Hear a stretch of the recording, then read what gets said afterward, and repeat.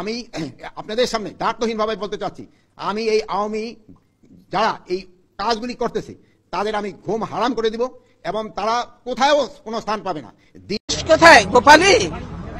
গোপালগঞ্জ জেলার নামই বদলে যাবে, বুঝছেন? গোপালগঞ্জ আর থাকবে। প্রিয় গোপালগঞ্জবাসী, আমরা আজকে গোপালগঞ্জে এসেছিলাম দেশ গড়তে জুলাই পদযাত্রা কর্মসূচি নিয়ে।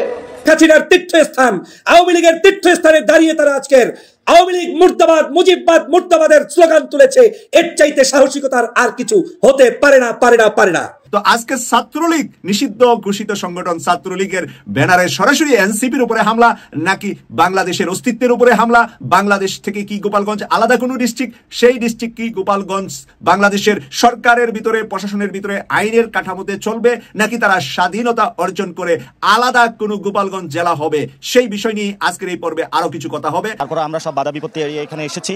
আমরা সমাবেশে বক্তব্য রেখেছি। বক্তব্যের শেষ পর্যায়ে আমরা যখন রওনা দিলাম তখন গ্রাম থেকে সব আওয়ামী লীগের যুবলীগ এবং সারা বাংলাদেশের যারা আওয়ামী লীগ যুবলীগ আছে তারা এখানে আশ্রয় নিয়েছে এবং গতকাল শেখ হাসিনা এবং তাদের যে কমান্ডো বাহিনী আছে তারা এখানে ডিপ্লয় করেছে। দর্শক, আপনারা সকলে জানেন আজকে কিন্তু এমন একটা ঘটনা ঘটে গেছে গোপালগঞ্জে। এনসিপির নেতাকর্মীরা গোপালগঞ্জে গিয়েছিল, অবশেষে সেখানে গোপালগঞ্জের ছাত্রলীগ, আওয়ামী লীগ, এনসিপির নেতাকর্মীদেরকে কিন্তু হামলা করে। শুধু তাই নয়, এনসিপির সেই মঞ্চে আগুন ধরিয়ে দেয় এবং পুলিশ প্রশাসনের উপরে হামলা চালায়। দর্শক, আজকে গোপালগঞ্জে রণক্ষেত্র তৈরি হয় এবং 144 ধারা জারি করে সেনাবাহিনী এবং পুলিশ বাহিনী। অবশেষে দর্শক, আপনারা সকলে জানেন সেই এনসিপি নেতাকর্মীরা কড়া ভাষায় সেখানে বক্তব্য দিয়েছে। হাসনাত আব্দুল্লাহর একটা বক্তব্য সেখানে তুমুল আকারে সকলের মনের ভিতরে জায়গা করে নিয়েছে। হাসনাত আব্দুল্লাহ সেখানে বক্তব্য দিয়েছে, মনে করেন যে শেখ হাসিনার বুকের উপর বসে শেখ হাসিনার বুকের ভিতরে ছুরি মেরে দিয়েছে, এমন কিছু বক্তব্য কিন্তু হাসনাত আব্দুল্লাহ সেখানে দিয়েছে। দর্শক, এরপরে কিন্তু আওয়ামী লীগের, ছাত্রলীগের, যুবলীগের নেতা কর্মীরা, সন্ত্রাস বাহিনী অবশেষে সেখানে হামলা চালায়, একের পর এক ইট পাটকেল নিক্ষেপ করতে থাকে। এমতো অবস্থায় পুলিশ ফাঁকা গুলি করা শুরু করে দেয় এবং রাবার বুলেট নিক্ষেপ করতে থাকে।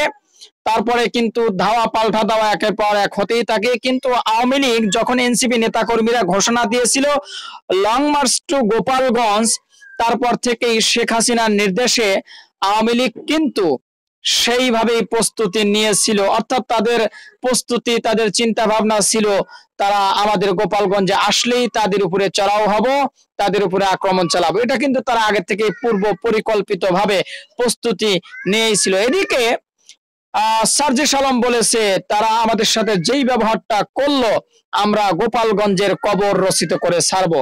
এছাড়াও নাসির উদ্দিন পাটোয়ারিও কিন্তু পুলিশ এবং আর্মির উপরে দায় চাপিয়ে দিয়েছে। তাছাড়াও এনসিপির নেতা জনাব নাহিদ ইসলাম তিনিও কিন্তু বলেছে যে আমরা গোপালগঞ্জে এসেছিলাম গোপালগঞ্জকে বাংলাদেশের মধ্যে একটি ভালো জায়গা হিসেবে গড়ে তোলার জন্য, আমরা কোনো যুদ্ধ করার জন্য গোপালগঞ্জে আসিনি বা দেশের মানচিত্র থেকে গোপালগঞ্জের নাম মুছে দেওয়ার জন্য আসেনি। কিন্তু তারা এরকম ব্যবহার করলো কেন? যাই হোক দর্শক, বিস্তারিত জানবেন আজকের ভিডিওর মাধ্যমে।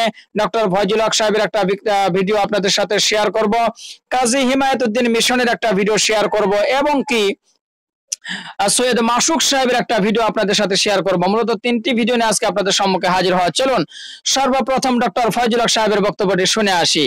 যারা আজকের গোপালগঞ্জে সাহসিকতা নিয়ে যোদ্ধারা উপস্থিত হয়ে মুজিববাদ মুর্দাবাদ বলে তারা সেখানে স্লোগান দিয়ে মুজিবের কবরের পাশে দাঁড়িয়ে শেখ হাসিনার তীর্থস্থানে দাঁড়িয়ে আজকের প্রতিবাদ করেছে, তাদের পাশে ঐক্যবদ্ধভাবে দাঁড়ানোর আহ্বান জানাই। আজকে এখানে এনসিপি পরিচয়ে তাদের যাওয়াকে মুখ্য উদ্দেশ্য মনে করার কোনো সুযোগ নেই, বরং গোপালগঞ্জে গিয়ে তারা বিজয় অর্জন করেছে, তারা মুজিববাদের বিরুদ্ধে স্লোগান তুলেছে, তারা ঐক্যবদ্ধ বাংলাদেশের স্লোগান তুলেছে, তারা সেখানে দাঁড়িয়ে গিয়ে শেখ হাসিনার কর্ণগহরে গিয়ে দালালদেরকে, সকল প্রকার ষড়যন্ত্রবাদীদেরকে চোখের সামনে গিয়ে হুমকি দিয়ে আসতে পেরেছে। এটাই তাদের বিজয়, এটা জুলাই যোদ্ধাদের বিজয়। প্রিয় বন্ধুরা আমার, আজকের জুলাই যোদ্ধাদের বিজয়ের 1 বছর প্রতি চলছে। আবু সাইদ যেদিন বুক টান টান করে উচ্চ করে দাঁড়িয়ে মানুষের সামনে বলেছিল, নিজের জীবনকে কোরবান করে দিয়েছিল, সেই আবু সাইদ ওয়াসিমরা আজকে মৃত্যুবরণ করেছিল। সেই একই দিনে জুলাই যোদ্ধারা সাহস করে সেই আজকের গোপালগঞ্জের মূল প্রাণ কেন্দ্র শেখ হাসিনার তীর্থস্থান, আওয়ামী লীগের তীর্থস্থানে দাঁড়িয়ে তারা আজকের আওয়ামী লীগ মুর্দাবাদ মুজিববাদ মুর্দাবাদের স্লোগান তুলেছে। এর চাইতে সাহসিকতার আর কিছু হতে পারে না, পারে না, পারে না। প্রিয় বন্ধুরা আমার, আপনার দল ভিন্ন হতে পারে, আপনার আদর্শ ভিন্ন হতে পারে, আপনার পরিচয় ভিন্ন হতে পারে, কিন্তু আজকের তারা দেশের জন্য লড়াই করে আজকে সেখানে সাহসিকতার সাথে জীবনের ঝুঁকি নিয়ে তারপরে উপস্থিত হয়েছে। এটাকে আমাদের সকলকে সহযোগিতা করা, সাপোর্ট করা, তাদেরকে নিরাপত্তা নিশ্চিত করা আপনার আমার প্রত্যেকের ইমানি দায়িত্ব। এ বাংলাদেশ স্বাধীন হতো না যদি এই কয়েকটি আবাবিল পাখির জন্ম এ বাংলাদেশে না হতো, এ বাংলাদেশ থেকে হাসিনা পালাতো না, এই কয়েকটি আবাবিল পাখি যদি বাংলাদেশে সেই জুলাই মাসে আন্দোলন না করত। রাজনৈতিক আদর্শ ভিন্ন থাকলে ভিন্ন সমালোচনা থাকবে, ভিন্ন কার্যক্রম থাকবে, কিন্তু আজকে যারা টকশো করছেন, আলোচনা করছেন, ক্ষমতায় যাওয়ার জন্য অপেক্ষা করছেন, এ প্রত্যেককে মনে রাখতে হবে এ সাহসী যোদ্ধাদের কারণে আজকের এ বাংলাদেশ এখন পর্যন্ত মুক্ত হয়েছে। আজকের পশম দাঁড়িয়ে যাচ্ছে। বাংলাদেশের কোনো বেতার শক্তি ছিল না আওয়ামী লীগের সকল রক্তচক্ষু উপেক্ষা করে এরকম আজকের এই দিনে আওয়ামী লীগের সেই তীর্থস্থানে গিয়ে প্রতিবাদ জানানোর, কিন্তু সেই সাহসী সূর্য সন্তানেরা প্রতিবাদ জানিয়েছে, সেটাকে আমি অ্যাপ্রিসিয়েট করি, হাইলি অ্যাপ্রিসিয়েট করি। যদিও তারা এনসিপির ব্যানারে নিজস্ব দলীয় এজেন্ডা বাস্তবায়নের জন্য গিয়েছে, কিন্তু সেই দলীয় এজেন্ডা যাই থাকুক, তারা অন্তত পক্ষে গোপালগঞ্জে প্রবেশ করে ওই শেখ হাসিনার চোখে আঙ্গুল দিয়ে, আওয়ামী লীগের চোখে আঙ্গুল দিয়ে, মুজিবের কবরস্থানের পাশে আঙ্গুল দিয়ে দেখিয়ে দিয়েছে এই বাংলাদেশ মুজিবের বাংলাদেশ নয়, এই বাংলাদেশ হাসিনার বাংলাদেশ নয়, এই বাংলাদেশ আওয়ামী লীগের খুনি লুটেরা শয়তানদের বাংলাদেশ নয়। সেজন্য আমি তাদেরকে ধন্যবাদ জানাই। এই সাহসী সন্তানরা কিয়ামত পর্যন্ত আমার কাছ থেকে স্যালুট পাবে, সম্মান পাবে। সমালোচনা করলেও তাদেরকে এই এক ইস্যুতে আমরা সম্মান জানাতে বাধ্য এবং বাধ্য থাকবো ইনশাআল্লাহ। প্রিয় ভাইরা, অতএব ইতিমধ্যেই বিভিন্ন রাজনৈতিক দলের পক্ষ থেকেও তাদের প্রতি সমবেদনা জানানো হচ্ছে, ধন্যবাদ জানানো হচ্ছে। আমি স্পষ্ট করে বলতে পারি, জুলাই বিপ্লব হয়ে বাংলাদেশ যখন স্বাধীন হয়েছে, একমাত্র এই গোপালগঞ্জকে সকল সন্ত্রাসীগুলো, চাঁদাবাজগুলো, দুষ্ট মানুষগুলো, খুনিগুলো ওই গোপালগঞ্জের মাটি আঁকড়ে বসেছিল। তারা মনে করেছিল গোপালগঞ্জ থেকে তারা আবার নতুন করে বাংলাদেশে ষড়যন্ত্র করবে। আমার তো মনে হয়েছে নতুন করে এই বাংলাদেশে আবার সেই গোপালগঞ্জের অস্তিত্বকে বিলীন করে দেওয়ার জন্য জুলাইয়ের 1 বছর পূর্তিতেই আমার সেই আবাবিল পাখিগুলো আবার সেখানে উপস্থিত হয়ে অন্ততপক্ষে মুজিববাদ মুর্দাবাদের ঘোষণা দিয়ে বাংলার মানুষের হৃদয়ে নতুন কম্পন সৃষ্টি করেছে। এই যোদ্ধাদেরকে শ্রদ্ধা, ভালোবাসা জানানোর ভাষা আমার নেই। আমি চাই ওই জায়গা থেকে সমস্ত মুজিববাদের মূলোৎপাটন করে ওদের আদর্শ বাংলাদেশ থেকে বিলীন করে দিয়ে এ বাংলাদেশকে সকল ধর্মের, সকল মতের, সকল রাজনীতির একটি সুন্দরতম বাংলাদেশ প্রতিষ্ঠিত হবে, সেই প্রত্যাশাই আমি ব্যক্ত করি। প্রিয় ভাইরা, আজকে ওদের উপরে আক্রমণ হয়েছে, ওদের গাড়ি ভাঙচুর করেছে, ওদের প্যান্ডেলে আক্রমণ করেছে, তারপরেও সাহসী সন্তানরা সেই প্যান্ডেলে দাঁড়িয়ে মুজিববাদ মুর্দাবাদের স্লোগান দিয়েছে। এর চাইতে বড় বিজয় আর কিছু হতে পারে না। এটা পল্টন ময়দানে 10 লক্ষ লোক নিয়ে সমাবেশ করার চাইতে অতি উত্তম কাজ করেছে আজকের এই আবাবিল পাখিগুলো সেখানে মিছিল করার মধ্য দিয়ে। কারণ তারা ওই শেখ হাসিনার পেটের ভিতরে গিয়ে সমাবেশ করে দেখিয়ে দিয়ে এসেছে। অতএব ওদেরকে স্যালুট জানাতে কার্পণ্যতা তারাই করবে যারা রাজনীতিতে কোনো মানুষের প্রশংসা করতে জানেন না। প্রিয় বন্ধুরা আমার, অতএব আসুন, যার যা কিছু আছে যে যেখান থেকে পাচ্ছেন সেখান থেকে ঝাঁপিয়ে পড়ুন। আমাদের এখন টার্গেট হবে একটাই, লং মার্চ টু আজকের গোপালগঞ্জ, লং মার্চ টু গোপালগঞ্জের বিকল্প কিছু নেই। আমাদেরকে সেই জায়গা থেকে এই গোপালগঞ্জকে স্বাধীন করতে হবে, এটাই হবে আমাদের শপথ। আমি সরকারকে বলতে চাই, সাবধান হয়ে আপনাদেরকে জুলাই যোদ্ধাদের নিরাপত্তা নিশ্চিত করতে হবে। আপনাদেরকে বাংলাদেশের সমগ্র প্রশাসন পাঠিয়ে হলেও ওইখানের সন্ত্রাসীগুলোকে নিশ্চিহ্ন করতে হবে এবং সেই জায়গায় আমাদের জুলাই যোদ্ধাদের নিরাপত্তা নিশ্চিত করতে হবে। তা না পারলে আপনাদেরকে কিন্তু বাংলাদেশের জনগণ ছাড় দিয়ে আর কথা বলবে না। আপনারা আমাদের সরকার, আমরা আপনাদের, অতএব আমাদেরকে শত্রু বানাবেন না। জুলাই যোদ্ধাদেরকে উদ্ধার করে বাংলাদেশের সেই সন্ত্রাসী গোপালগঞ্জকে চিরদিনের জন্য মাটির সাথে পিষে দিয়ে, মেরে দিয়ে, পুষে ফেলে তারপরে গোপালগঞ্জকে স্বাধীন করুন। একবার শেখ হাসিনার সেই জুলুম অত্যাচারের শিকার হয়ে দেশনেত্রী বেগম খালেদা জিয়া একটা উক্তি করেছিলেন, গোপালগঞ্জের নাম নিশানা মুছে ফেলবেন। আজ সময় এসেছে ঐক্যবদ্ধভাবে সেই গোপালগঞ্জের নাম মুছে দেওয়ার সময় এসেছে। ভয় পাওয়ার কোনো কারণ নেই। যারা জীবনের ঝুঁকি নিয়ে গোপালগঞ্জে দাঁড়িয়ে বক্তব্য দিতে পেরেছে মুজিববাদ মুর্দাবাদ, তাদেরকে আপনারা ভয় দেখিয়ে কোনো লাভ নেই। ওরা যাওয়ার আগে জেনেছে আজকে শহীদ হবে, না হয় গাজী হবে। ওরা যদি কোনো ধরনের ওদের উপরে আক্রমণ হওয়ার মধ্য দিয়ে ক্ষতি সাব্যস্ত হয়, তাহলে বাংলাদেশের প্রত্যেকটি জনপদে আবার নতুন করে মুজিববাদ মুর্দাবাদের বিরুদ্ধে স্লোগান উঠবে, আওয়ামী লীগের নাম নিশানা এদেশ থেকে মুছে ফেলা হবে ইনশাআল্লাহ। অতএব যে কোনো মূল্যে আমাদেরকে ঐক্যবদ্ধ থাকতে হবে। আমাদের ঐক্যবদ্ধ থাকতে হবে শেখ হাসিনা ইস্যুতে, আওয়ামী লীগের ইস্যুতে, আওয়ামী লীগকে চিরতরে নিষিদ্ধ করার ইস্যুতে। আমরা ঐক্য হতে জানি, আমরা দেশ করতে জানি। আমাদের এই দেশ নিয়ে ছিনিমিনি করার কোনো সুযোগ নেই, করতে দেওয়া হবে না। অতএব ভাইরা, ভয় পাবেন না, ভয়ের কিছু নেই। আবু সাঈদের রক্ত মিথ্যা যাবে না। আবু সাঈদ যেদিন রক্ত দিয়েছে সেই দিন আপনারা গোপালগঞ্জে আজকে উপস্থিত হয়ে প্রমাণ করেছেন আপনারা আবু সাঈদের রক্তের ভাই এবং বোন, আপনারাই আগামীর বাংলাদেশ। অতএব এই বাংলাদেশকে নিয়ে কোনো ষড়যন্ত্র মেনে নেওয়া যাবে না। দর্শক, ডক্টর ফয়জুল হক সাহেবের কিছু বক্তব্য আপনারা শুনলেন। অবশ্যই আপনাদের মূল্যবান মতামত জানাবেন। এদিক দিয়ে সার্জি সালাম কিন্তু বলেছে সবাই গোপালগঞ্জে চলে আসুন। তার মানে একটা রণক্ষেত্র বা কুরুক্ষেত্র কিন্তু ঘটে যাচ্ছে গোপালগঞ্জে। একদিকে সন্ত্রাস বাহিনী, ছাত্রলীগ, আওয়ামী লীগ, অন্যদিকে এনসিপি নেতাকর্মীরা, সাধারণ জনতা এবং পুলিশ, আর্মি, র্যাব, বিডিআর যা যা আছে সবাই কিন্তু এক পথে, আর অন্য পথে হলো কি বলে আপনার আওয়ামী লীগের সন্ত্রাস বাহিনী। তো যাই হোক, দ্বিতীয়তে চলুন আমরা সৈয়দ মাসুক সাহেবের বক্তব্যটি শুনে আসি। গোপালগঞ্জে এনসিপির সমাবেশে হামলা চালিয়েছে ছাত্রলীগের ব্যানারে। নিষিদ্ধ ছাত্রলীগের হামলায় পুলিশ পালিয়ে গিয়েছে। ওখানে আনসার সহ আর কোনো প্রতিরক্ষা তাদেরকে করার মতো কেউ ছিল না। সেখানে পুলিশের গাড়িতে হামলা করে তারা 4 জন পুলিশকে আহত করেছে। তাহলে কোন শক্তিতে গোপালগঞ্জ এই ছাত্রলীগ এই কাজ করেছে, আমরা এই নিয়ে আজকের এই পর্বে বিশ্লেষণ করব। এখন একজন গোপালগঞ্জের লোকাল নেতার মুখ থেকে আপনাদেরকে ওখানে কি ঘটেছিল, পুলিশের কি ভূমিকা ছিল তার বক্তব্য শোনাবো। তারপরে আমার বিশ্লেষণ শেষে করে এই পর্বটি শেষ করব।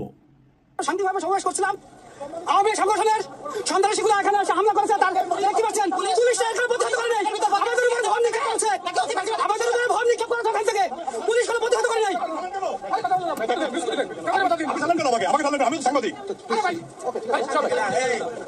আমরা হঠাৎ করে এরকম মিছিল স্লোগান দিয়ে তারা প্রায় প্রিয় দর্শক, আমরা সেখানে দেখতে পাচ্ছি দুটা জিনিস কাজ করছে। একটা হলো ভয় আতঙ্ক, আরেকটা হলো ছাত্রলীগ হামলা করার পরেও কি ছাত্রলীগ থেমে গিয়েছে, নাকি ছাত্রলীগ বারবার হামলা করবে এবং আরো অন্য কোনো ঘটনা সেখানে ঘটবে।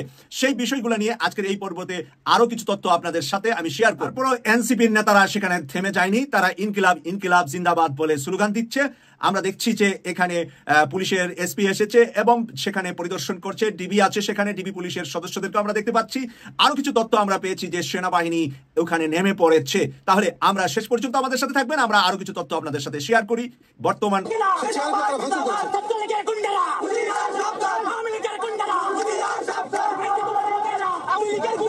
আপনারা শুনতে পাচ্ছেন যে সরাসরি সেখানে স্লোগান চলছে, ছাত্রলীগের গুন্ডারা, আওয়ামী লীগের গুন্ডারা হুঁশিয়ার সাবধান দিচ্ছে। তাহলে এখানে এনসিপি নমনীয় হয়ে যাবে এবং সেখান থেকে লেস গুটিয়ে এনসিপি চলে আসবে, বিষয়টা হয়তো বা এমনটা নয়। প্রথম দিকের দৃশ্যটা এমন ছিল যে সেখানে এনসিপি দাঁড়াতেই পারছে না। তাহলে এনসিপি যে দাঁড়াতে পারছে না, ছাত্রলীগের যে এই সাহস ওখানে দেখিয়েছেন। এর আগে আমাদের জানা আছে যে আওয়ামী লীগ একবার সেনাবাহিনীর গাড়ি পুড়েছিল, সেই সেনাবাহিনীর গাড়ি পোড়ার কারণে পুরা গোপালগঞ্জ পুরুষ শূন্য হয়ে গিয়েছিল, পুরুষহীন গোপালগঞ্জ হয়েছিল ডক্টর মোহাম্মদ ইউনূস স্যার আসার কিছুদিন পরেই, আওয়ামী লীগ পালিয়ে যাওয়ার কিছুদিন পরেই। তো আজকে ছাত্রলীগ, নিষিদ্ধ ঘোষিত সংগঠন ছাত্রলীগের ব্যানারে সরাসরি এনসিপির উপরে হামলা, নাকি বাংলাদেশের অস্তিত্বের উপরে হামলা? বাংলাদেশ থেকে কি গোপালগঞ্জ আলাদা কোনো ডিস্ট্রিক্ট? সেই ডিস্ট্রিক্ট কি গোপালগঞ্জ বাংলাদেশের সরকারের ভিতরে, প্রশাসনের ভিতরে, আইনের কাঠামোতে চলবে, নাকি তারা স্বাধীনতা অর্জন করে আলাদা কোনো গোপালগঞ্জ জেলা হবে? সেই বিষয় নিয়ে আজকের এই পর্বে আরো কিছু কথা হবে, আরো কিছু জিনিস আমি শেয়ার করব আপনাদের সাথে এই পর্বে। কারা হামলা করেছে? স্থানীয় বখাটেরা হামলা করছে, কিন্তু আমরা পুলিশের ভূমিকা দেখে পুরোপুরি অবাক যে মাত্র কয়েকটা বখাটের সন্ত্রাস দেখা তারা ইসানেগুলো সব পলাইলো। সাধারণ জনগণ, সাধারণ মানুষ, আমাদের নিরাপত্তা কোথায়? এরকম একটা জনসমাবেশে তারা মিনিমাম কোনো নিরাপত্তা আমাদেরকে নিশ্চিত করতে পারে নাই। এটা কেমন পুলিশ, কেমন নিরাপত্তা বাহিনী, এরা কিসের লোকেরা? আপনারা তো ছিলেন। পুলিশ কিসের লোক, কেমন নিরাপত্তা বাহিনী? পুলিশের পাওয়ার নিয়ে পুলিশের প্রশ্ন। আজকে পুলিশের আইজিপি বাংলাদেশের যিনি আছেন তিনার মুখে কিন্তু এই কথাগুলা ছুড়ে দেওয়া হয়েছে। তাই পুলিশ বাহিনী নিয়ে গোপালগঞ্জে আবারও প্রশ্ন উঠেছে। আমরা জানি আইজিপি সাহেব একজন জেন্টেলম্যান নয়, শুধু পাওয়ারফুল এবং সাহসী মানুষ।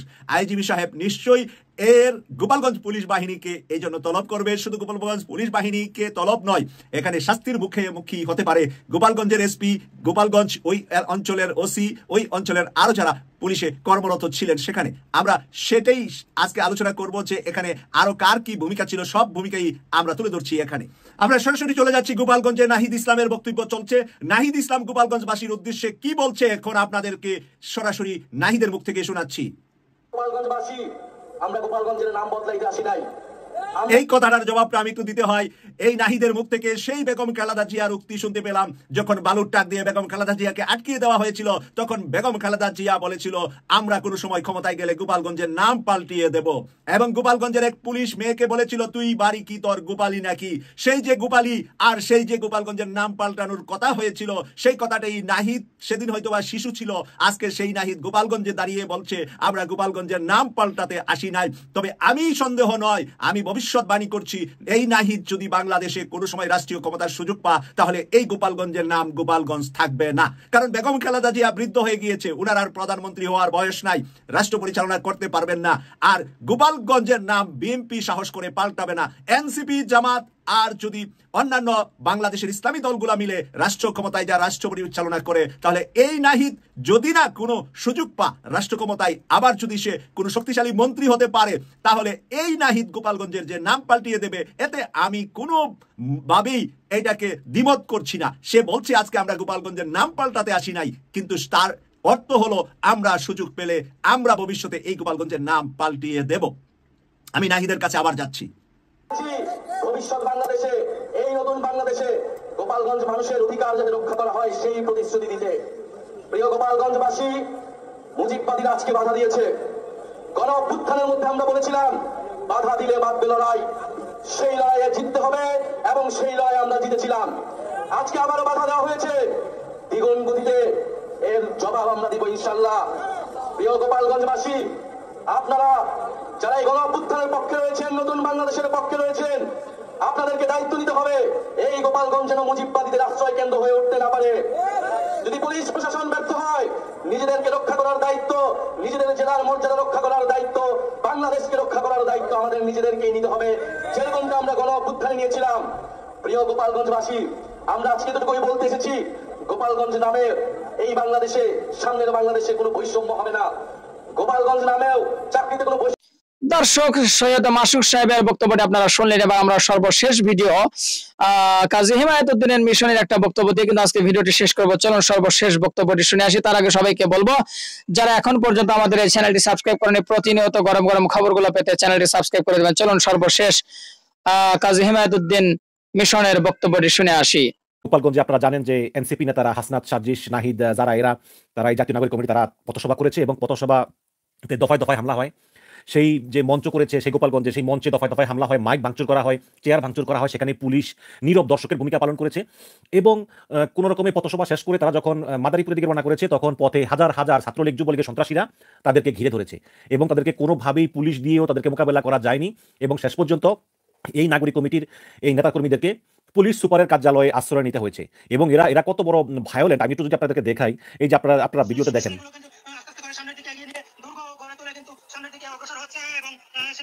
আপনারা দেখেন যে এরা কত ভায়োলেন্ট।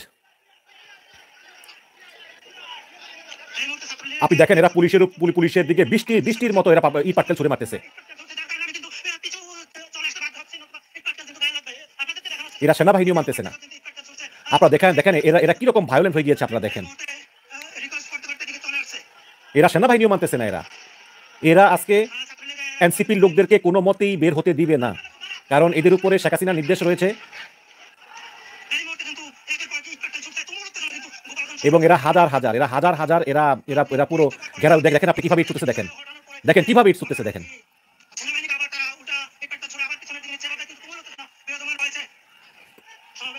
দর্শক, গোপালগঞ্জের অবস্থা ভালো না। গোপালগঞ্জে এই হাসনাত, সাজিশদেরকে আটক, তারা তাদের বিপজ্জনক অবস্থায় আছে। তারা পুলিশ সুপারের কার্যালয়ে আশ্রয় নিয়েছে।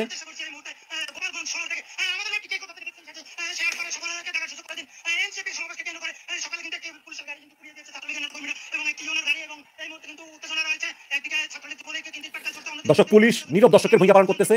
পুলিশ কোনো কথাই শুনতেছে না, কিন্তু সেনাবাহিনী চেষ্টা করতেছে, কিন্তু তাও পারতেছে না।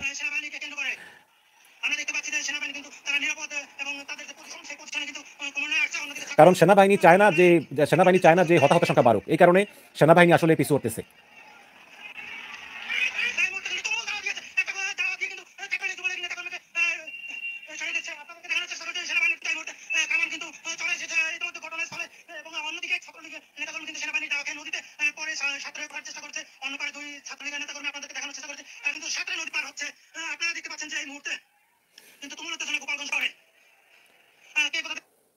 তো দর্শক, এই হচ্ছে অবস্থা। এবং এরা কিন্তু একদম এদিক, মানে এরা প্রচুর। এই যে দেখেন একটা মানে একদম ছাত্রলীগের ওই পোলায় পড়ছে, সেনাবাহিনীও পড়ছে এবং ওই পাশে দেখেন আরো প্রচুর লোকজন এই পাশে আছে। তো এই ছাত্রলীগের পোলাপাইন দেখেন, এই যে লাঠি সোটা নিয়ে তারা এভাবে লাঠি সোটা নিয়ে তারা মহাসড়কে অবরোধ করে রেখেছে।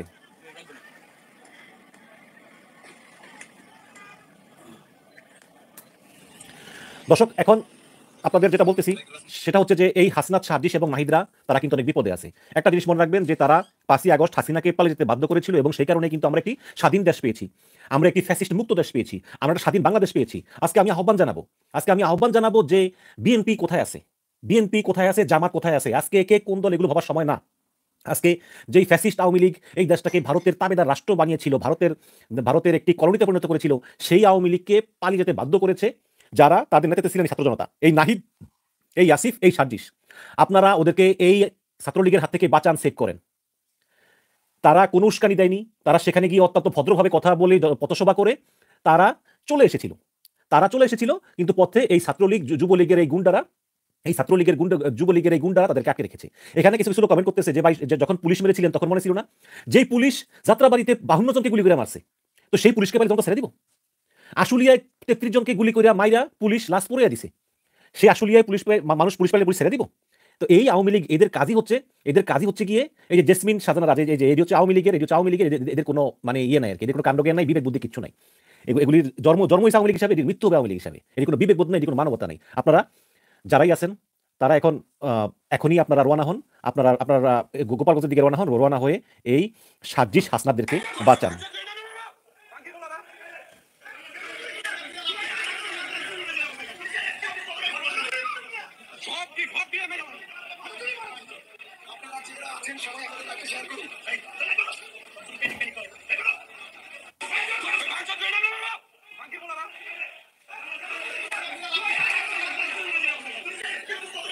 আপনারা দেখছেন যে যেই পুলিশ সুপারের কার্যালয়ে এই হাসনাত, সার্জিস, নাহিদ, আক্তার, নাসির এরা আশ্রয় নিয়েছে, সেই কার্যালয়ের নিচে এখন ছাত্রলীগ যুবলীগ অবস্থান করতেছে এবং বারে বলতেছে সব দিকে মেরে ফেলামু। আপনারা একটা কথা বলে রাখি, এই গোপালগঞ্জ বাংলাদেশ থেকে বিচ্ছিন্ন কোনো দেশ নয়।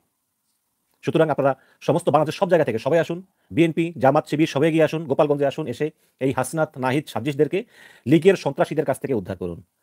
এই ছিল দর্শক আজকের ভিডিও। মূলত 3টি ভিডিও আপনাদের সম্মুখে হাজির হয়েছিলাম, এক এক করে 3টি ভিডিও আপনাদের সাথে শেয়ার করলাম এবং গুরুত্বপূর্ণ কিছু কথা বলার চেষ্টা করলাম। তো আপনারা কি চান গোপালগঞ্জের সন্ত্রাস বাহিনীকে নির্মূল করতে হবে কিনা একটু কমেন্ট বক্সে জানান। আর যেইভাবে এনসিপি নেতাদের উপরে তারা হামলা করেছে, এটাকে আদৌ ঠিক করেছে? এখন কি হবে আগামীতে? অবশ্যই কিছু একটা হবে, হ্যাঁ অবশ্যই কিছু একটা হবে। যাই হোক, ভিডিওটা শেয়ার করবেন, চ্যানেলে নতুন হলে সাবস্ক্রাইব করুন। ভালো থাকবেন, পরবর্তী নিউজ নিয়ে হাজির হব। আজকের মতো এ পর্যন্তই, আল্লাহ হাফেজ।